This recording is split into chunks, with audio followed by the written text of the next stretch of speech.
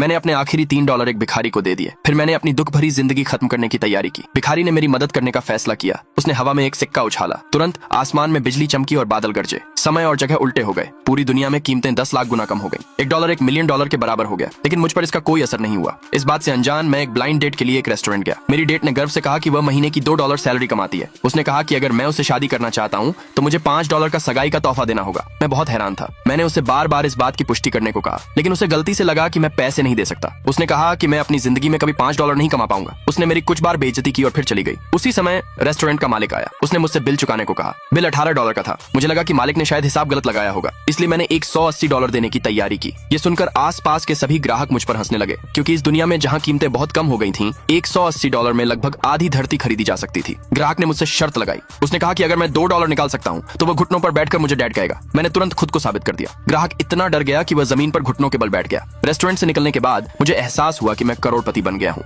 उसी समय मुझे बैंक प्रेसिडेंट का फोन आया। उसने मुझसे उनके बैंक में पैसे जमा करने की भीख मांगी। मैं मान गया और बैंक गया, लेकिन वहां मुझे वही औरत मिली जिसके साथ मैं पहले ब्लाइंड डेट पर गया था। वह बैंक मैनेजर के साथ ब्लाइंड डेट पर थी। मैं यह बर्दाश्त नहीं कर पाया, इसलिए मैं उनके ब्लाइंड डेट को खराब करने के लिए ऑफिस में घुस गया। मैनेजर के असिस्टेंट ने मेरी बेइज्जती करना शुरू कर दिया। उसने कहा कि गरीब लोग हाई एंड बैंक में आने के लायक नहीं होते। मैनेजर उसके व्यवहार से खुश था। उसने उसे इनाम के तौर पर $1 दिया। उस औरत ने कहा कि उसे सिर्फ ऐसे मर्द पसंद हैं जो दिल खोलकर पैसे खर्च करते हैं, लेकिन मुझे लगा कि वह रकम बहुत कम थी। वे नाराज हो गए। वे मुझे वहां से हटाने के लिए किसी को बुलाने वाले थे। उसी समय बैंक प्रेसिडेंट जल्दी से वहां आई। उन्होंने मुझे उन्हें सबक सिखाने में मदद की और उन्होंने मुझे बैंक के VIP कस्टमर के तौर पर मिलवाया। आगे स्टोरी देखने के लिए हमारे चैनल से जुड़ जाएं।